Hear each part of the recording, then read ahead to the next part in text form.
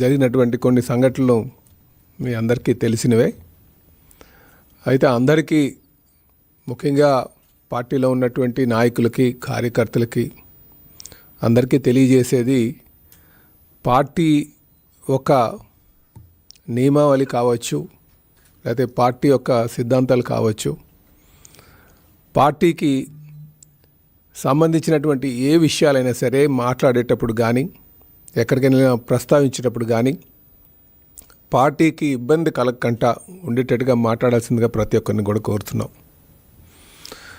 మరి ఈ మధ్యన జరిగినటువంటి సంఘటనలు ఏవైతే ఉన్నాయో, వైసీపీ నాయకులతో వేదికని పంచుకోవద్దని జాతీయ అధ్యక్షులు వారు తెలియజేశారో దానికి ప్రతి ఒక్కరు కూడా కట్టుబడి ఉండాలని చెప్పి ఈ సందర్భంగా తెలియజేస్తున్నాం.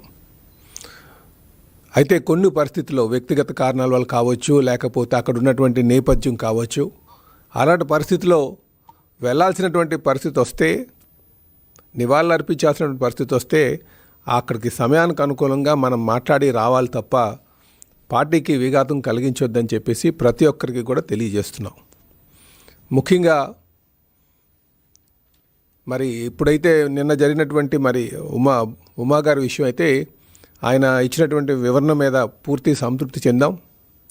వారు చెప్పింది పార్టీ లైన్ దాటం, మరి జాతీయ అధ్యక్షులు వారి ఒక్క మాటే శిరోధార్యం అని చెప్పేసి వారు చెప్పినటువంటి దానికి పార్టీ పూర్తిగా సంతృప్తి చెందింది. ఆ విషయం ఇక్కడికైతే సమసిపోయిందని చెప్పేసి కూడా, మూసిపోయిందని కూడా ఈ సందర్భంగా తెలియజేస్తున్నాం.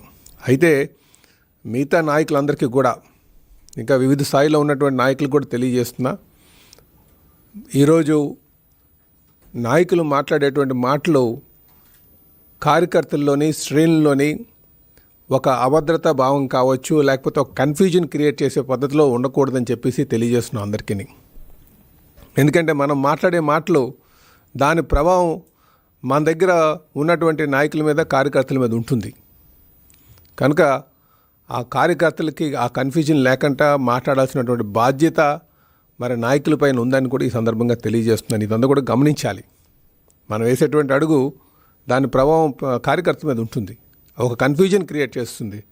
వాళ్ళు ఎటు వెళ్ళాలనేది తేల్చుకోలేనటువంటి పరిస్థితి, మీమాంసలో ఉన్నటువంటి పరిస్థితి ఉంటుంది.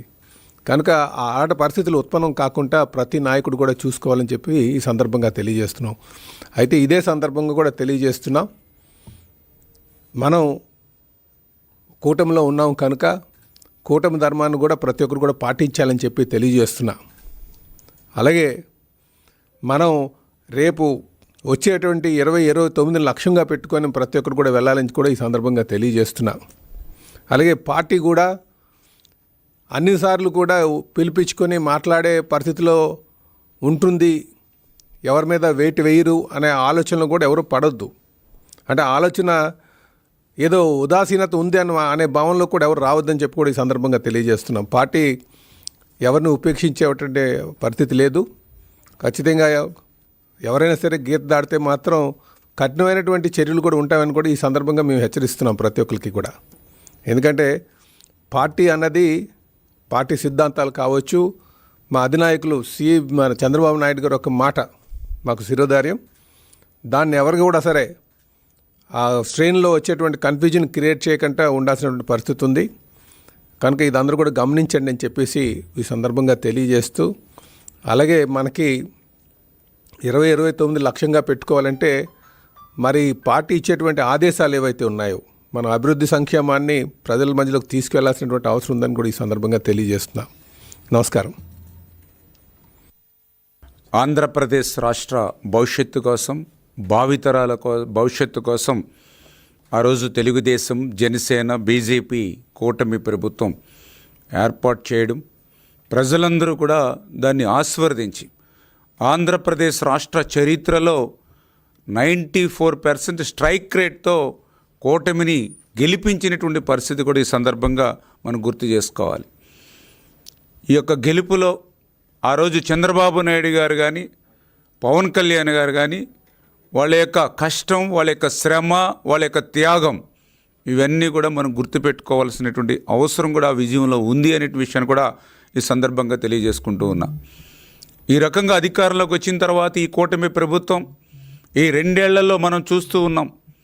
ఆంధ్రప్రదేశ్ రాష్ట్రాన్ని మళ్ళీ పునర్నిర్మాణం చేస్తూ, సంక్షేమాన్ని అందిస్తూ, పారదర్శక పాలన ఇస్తూ ఈ ప్రధాన 3 లక్ష్యాలతోటి ఈ 2 ఏళ్లలో కూటమి ప్రభుత్వ పాలన సాగుతున్న విషయాన్ని కూడా ఈ సందర్భంగా తెలియజేసుకుంటూ ఉన్నా. ఎందుకంటే గత 5 సంవత్సరాల గొడ్డల పార్టీ పాలనలో విధ్వంసం, విద్వేషమే ఎజెండాగా ఆ రోజు పాలన జరిగి వ్యవస్థలన్నింటినీ కూడా నిర్వీర్యం చేసినటువంటి పరిస్థితి కూడా గత 5 ఏళ్లలో మనందరం కూడా చూసినటువంటి పరిస్థితి. ఆ రోజు గొడ్డల పార్టీ పాలనలో ప్రజల ధన మాన ప్రాణాలకు రక్షణ లేనటువంటి పరిస్థితి కూడా ఆ రోజు మనందరం కూడా చూసినటువంటి పరిస్థితి. అటువంటి దెబ్బతిన్నటువంటి వ్యవస్థలన్నింటినీ కూడా ఈరోజు కూటమి ప్రభుత్వం మళ్ళీ గాడిలో పెడుతూ, మళ్ళీ ఇక పాలనను పట్టాలెక్కించి ఈ కూటమి ప్రభుత్వం కృషిని ఈరోజు మనందరం కూడా గుర్తు చేసుకోవాల్సినటువంటి అవసరం ఉంది. ఇటువంటి పరిస్థితుల్లో దెబ్బతిన్నటువంటి వ్యవస్థల్ని మళ్ళీ సరి చేసుకుంటూ, రాష్ట్రాన్ని మళ్ళీ పునర్నిర్మాణం చేసుకుంటున్నటువంటి ఈ రోజుల్లో పార్టీ కూడా నాయకత్వం కానీ, పార్టీ యొక్క కార్యకర్తలు కానీ క్రమశిక్షణను కాపాడుకోవాల్సిన బాధ్యత ప్రతి నాయకుడి మీద, ప్రతి కార్యకర్త మీద కూడా ఉన్నటువంటి విషయం. ఈరోజు మనం చూస్తూ ఉన్నాం, రాష్ట్రం పునర్నిర్మాణం కోసం అటు చంద్రబాబు నాయుడు గారు కానీ, ఇటు పవన్ కళ్యాణ్ గారు కానీ, అటు నారా లోకేష్ బాబు గారు కానీ, ఇట్లా అహర్నిశలు ఏ రకంగా ఇల్లు వాకలి వదిలి ఈ రాష్ట్రం కోసం, ఈ రాష్ట్ర భవిష్యత్తు కోసం ప్రతి నిత్యము ఏ రకంగా కష్టపడుతూ ఉన్నారు.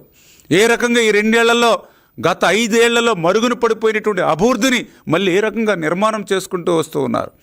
రాజధాని లేని రాష్ట్రానికి మళ్ళీ రాజధాని నిర్మాణం కానీ, పడకేసినటువంటి పోలవరాన్ని మళ్ళీ రేపు పూర్తి చేసేటువంటి లక్ష్యాన్ని సాధించడంలో కానీ, పరిశ్రమలు, పారిశ్రామికవేత్తలు ఈ రాష్ట్రానికి తీసుకొచ్చి మళ్ళీ పెద్ద ఎత్తున ఉద్యోగ ఉపాధి అవకాశాలను కల్పించడంలో కానీ, గుంతలు లేనిటువంటి రోడ్లు కానీ, ఇట్లా అభివృద్ధిని, మరొక పక్కన సంక్షేమాన్ని, అంటే ఒక వెంటిలేటర్ మీద ఉన్నటువంటి ఆర్థిక వ్యవస్థను వారసత్వంగా గత ప్రభుత్వం ఈ ప్రభుత్వానికి అందించినటువంటి దశలో కూడా ఈ 2 ఏళ్లలో ఇంత పెద్ద ఎత్తున అభివృద్ధి సంక్షేమాన్ని తీసుకెళ్తూ ఉన్నామనంటే దాని వెనుక చంద్రబాబు నాయుడు గారు, పవన్ కళ్యాణ్ గారి యొక్క కష్టం, మరి ఏదైతే నరేంద్ర మోడీ గారి యొక్క ఆశీస్సులు, అంటే ఇంత పెద్ద ఎత్తున వీళ్ళు మరి కలసిగట్టుగా ఈ రాష్ట్రాన్ని మళ్ళీ గాడిలో పెట్టాలనేటువంటి ప్రయత్నానికి మన తెలుగుదేశం పార్టీ పరంగా మనం కూడా, మన నాయకత్వం కానీ, మన కూటమి కానీ, కార్యకర్తలు కానీ బాసటగా, అండగా మనందరం కూడా ఉండవలసినటువంటి అవసరం ఉంది.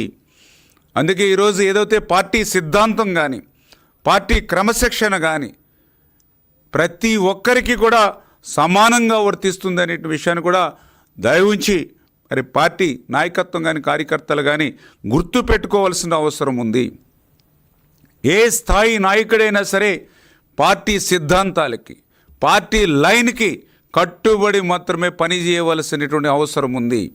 ఈరోజు మనకు వచ్చినటువంటి గుర్తింపు కానీ అది పార్టీ ద్వారానే మాత్రమే వచ్చిందనే విషయాన్ని మనం గుర్తుపెట్టుకోవాలి.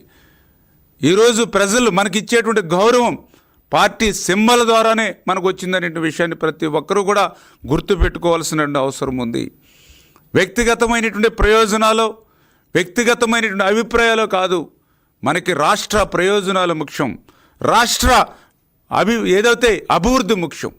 దీన్ని దృష్టిలో పెట్టుకోవాలి తప్ప వ్యక్తిగత అభిప్రాయాలు, వ్యక్తిగత ప్రయోజనాలను దృష్టిలో పెట్టుకుని మరి ముందుకు వెళితే ఖచ్చితంగా అది పార్టీకి నష్టం కలిగేటువంటి అంశం అయితే ఎంతటి ఉన్నత స్థాయి వ్యక్తులైనా సరే చర్యలు తీసుకోవడానికి మరి పార్టీ వెనకాడదనే విషయాన్ని కూడా స్పష్టంగా మరి ఈవేళ తెలియజేసుకుంటూ ఉన్నాం.